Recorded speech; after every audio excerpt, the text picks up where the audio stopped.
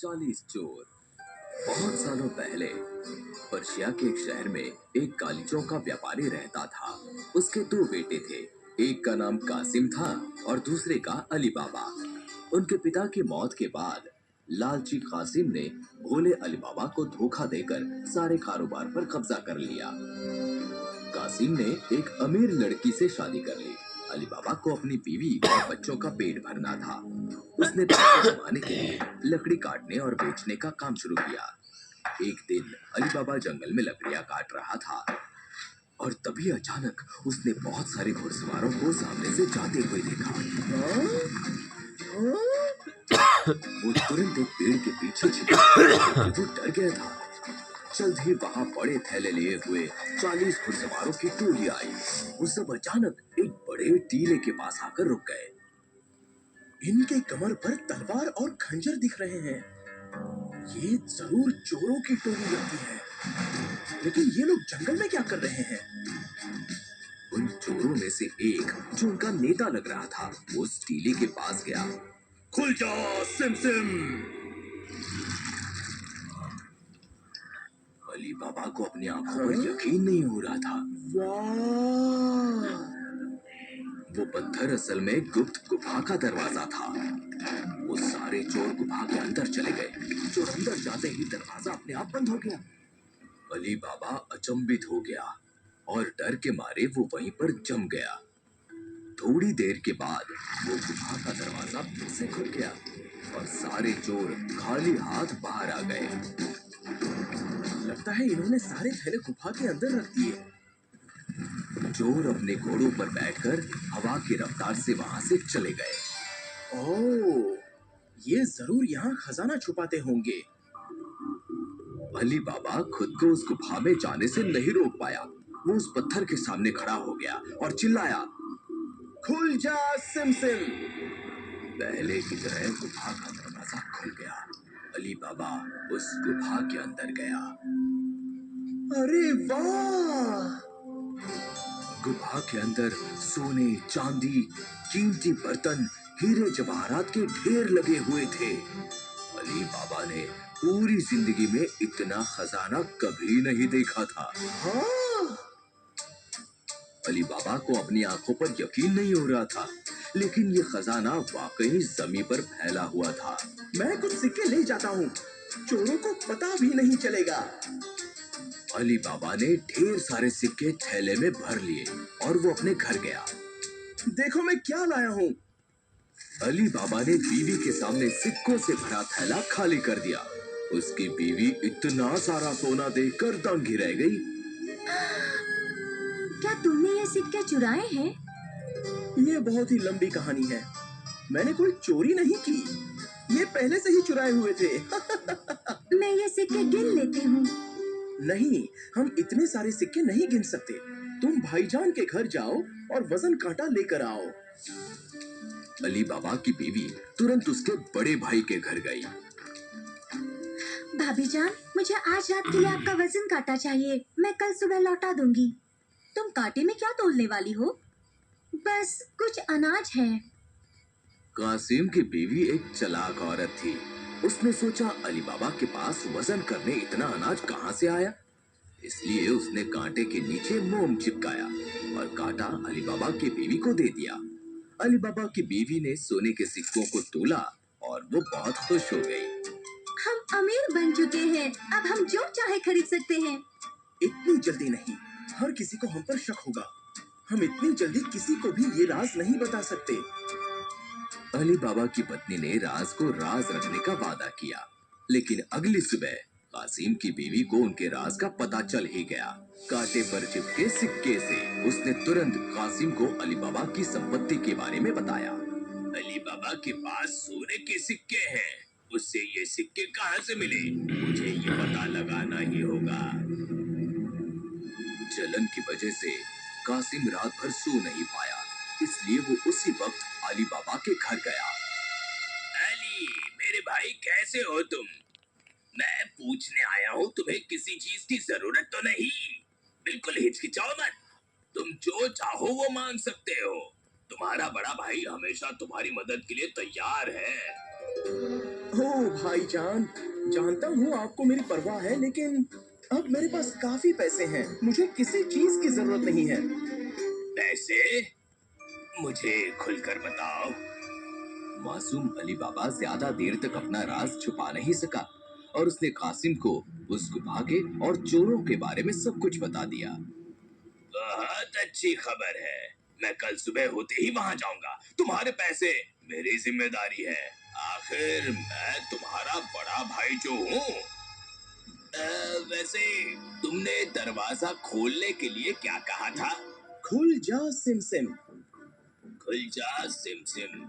खुल जा SIM SIM. मैं ये याद रखूंगा। खुल जा सिम सिम। अगली सुबह कासिम अपने घर से सोना ढोने के लिए 4 मजबूत खच्चर लेकर निकला। अब मैं दुनिया का सबसे अमीर इंसान बन जाऊंगा। वो गुफा के पास पहुंचा और चिल्लाया, खुल जा सिम सिम। गुफा का दरवाजा खुल गया और उसके पीछे बंद हो गया। क्या बात है, यकीन नहीं होता। इतना सारा सोना, इतने सारे जवाहरात, मैं यहाँ से सब कुछ ले जाऊंगा। कासिम ने सारे सिक्के और हीरे थैले में भर लिए, लेकिन जब बाहर जाने के लिए निकला तो दरवाजे के पास रुक गया। वो क्या बोलना था? खोल दे दरवाजा। दरवाजा खोलो। रास्ता दो मुझे। जाने दो मुझे। कोई दरवाजा खोलो। खजाने की खुशी में कासिम वो जादुई शब्द भूल गया था और गुफा के अंदर फंस गया। कुछ देर के बाद उसने घोड़ों के आने की आवाज सुनी। वो 40 चोर गुफा की तरफ लौट रहे थे। खुल जाओ सिम सिम। दरवाजा खुलते ही चोरों ने कासिम को दरवाजे पर घुटनों के बल बैठा हुआ देखा। उसे कुछ भी पूछे बिना नेता ने कासिम को मार डाला और उसकी लाश को अंदर बंद कर दिया।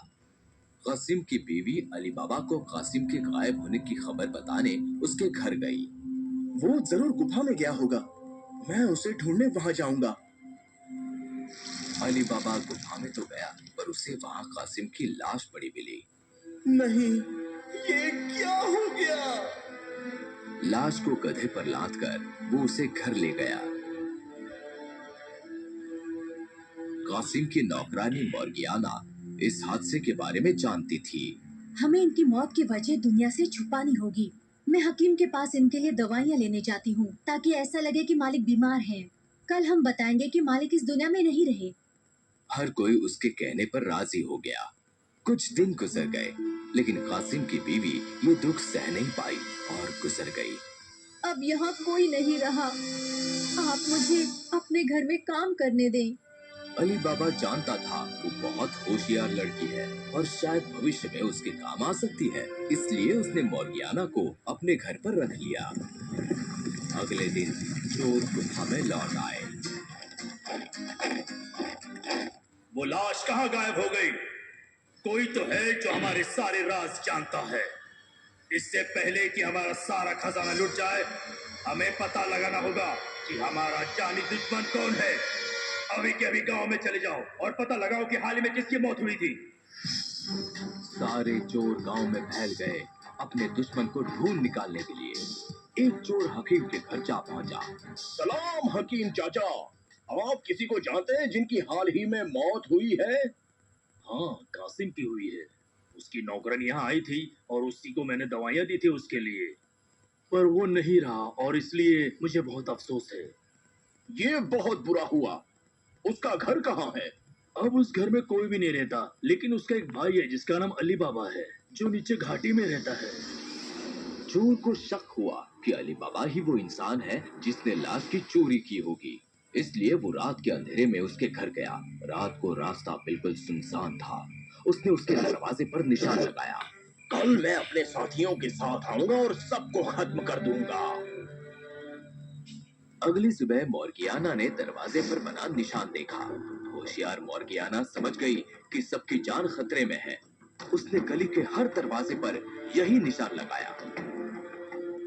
आधी रात को चोर गांव में आए, लेकिन उलझन में पड़ गए क्योंकि हर दरवाजे पर वैसा ही निशान था। वो निराश होकर लौट गए। मैं कल खोज जाकर पता लगाऊंगा। उसके बाद नेता ने अब खुद आने का फैसला किया, लेकिन वो बाकियों से होशियार था। उसने कोई निशान नहीं बनाया, लेकिन घर को इतनी बारीकी से देखा कि अब उसे घर की पहचान हो गई थी। उसने 40 गधे और 40 खाली पीपे खरीदे। उसने एक पीपे में तेल डाला और बाकी पीपों में उसने अपने साथियों से छुपने को कहा।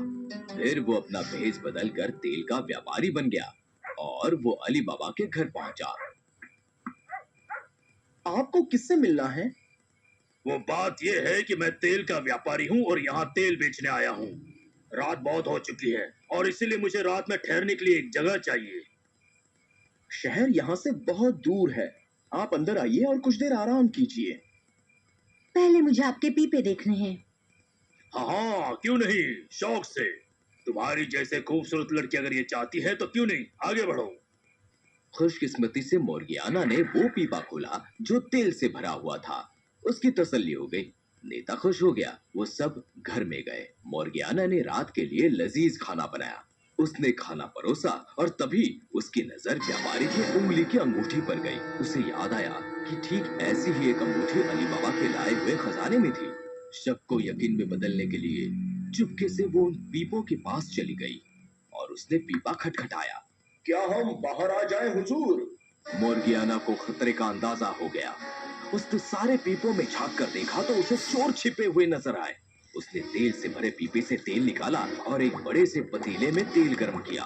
फिर उसने वो गर्म तेल हर पीपे में डाल दिया।